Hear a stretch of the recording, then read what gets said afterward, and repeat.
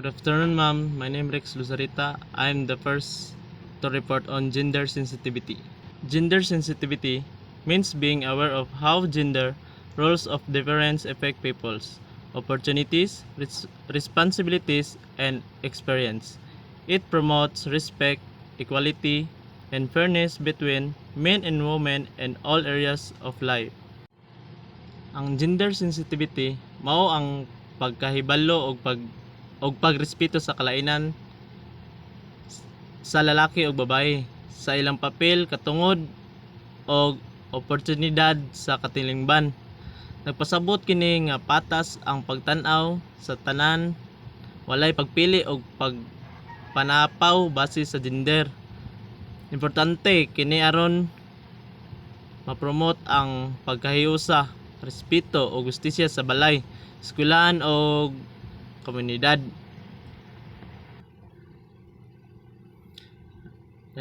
Panalitan, tumulong sa gawaing bahay, magdesisyon tungkol sa pamilya, at magbahagi ng responsibilidad. Example, dapat ang tatay ay pwedeng magluto o maglaba. Ang mama o nanay ay pwedeng magtrabaho o gender sensitivity at home. Gender sensitivity at home means being aware of how gender roles and difference at home. Gender sensitivity involves sharing responsibilities equally between families members regardless of gender. Both men and women should help with household chores, decision making, and caring for children. This creates a balanced and respectful family environment. People, opportunities, responsibilities, and experience. It promotes respect, equality, and fairness between men and women and all areas of life. Sa balay or gender at home, nagpasabot sa patas nga pagbahin sa mga responsibilidad o katungdanan tali sa lalaki o babae. Sulod sa panimalay, dili lang ang babae ang dapat moluto o maglimpyo, o dili lang ang lalaki ang mangita og kwarta. Sa usa ka gender sensitive nga panimalay, nagtinabangay ang tanan sa trabaho, pag-atiman sa mga anak, o paghimo og desisyon aron patas og malinawon ang relasyon sa pamilya. Mao na ang gender at home. Gender sensitivity at school. In school, gender sensitivity means treating all students fairly and giving equal opportunities to both boys and girls. Teachers should avoid gender bias in classroom activities, subject, and expectation. It helps students develop confidence and respect for one another. Ang gender sensitivity school kay lugar nga walay pabor-pabor og nagtudlo og respeto sa tanan nga estudyante. Bisan unsa pa ang ilang gender, pananlitan ang mga lalaki ug babae pareho nga tagaan og tsansa sa leadership posisyon sama sa class president. Sa mga teacher dili magbuhat og stereotype, pananlitan dili moingon nga ang lalaki ra ang maayo sa math oron sa ba, o ang babae ra maayo sa cooking, ang luto.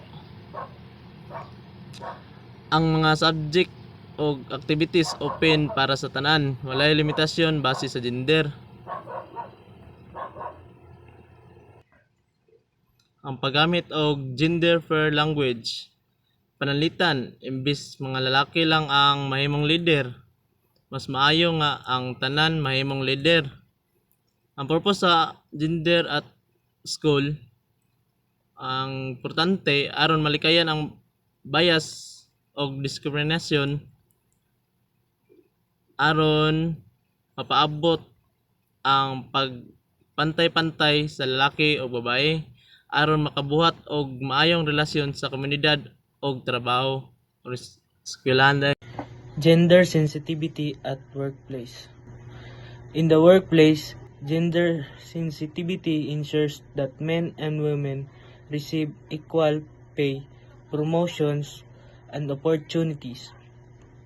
It also involves pretending discrimination, harassment, and ensuring a safe and inclusive working environment for everyone.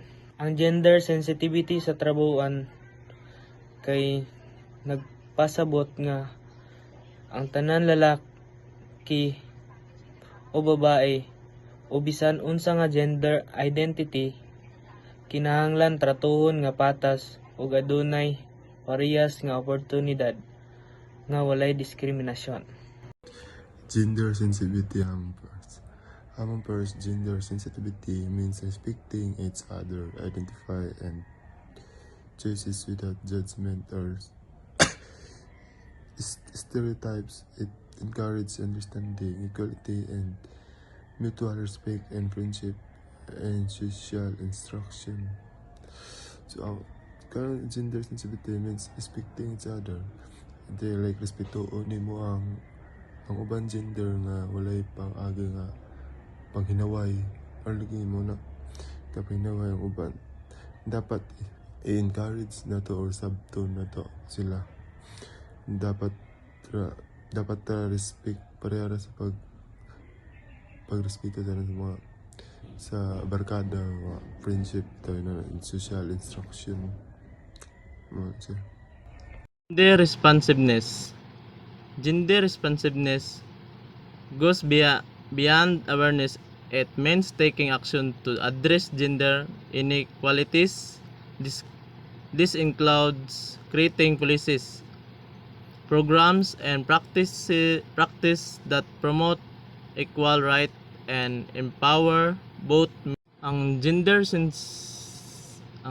responsiveness mao ang kapasidad sa usa ka programa, pulisya o organisasyon nga motubag sa tinuod nga panginahanglan o kahimtang sa lalaki, babae o uban pang gender identities aron malikayan ang discrimination o mapa-promote ang patas nga oportunidad.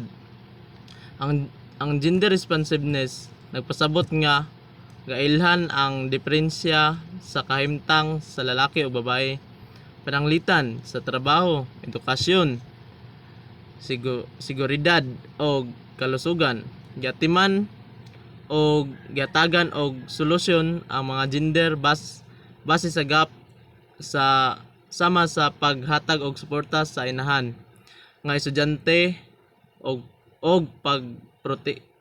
pagprotekta sa biktima sa gender base sa violence.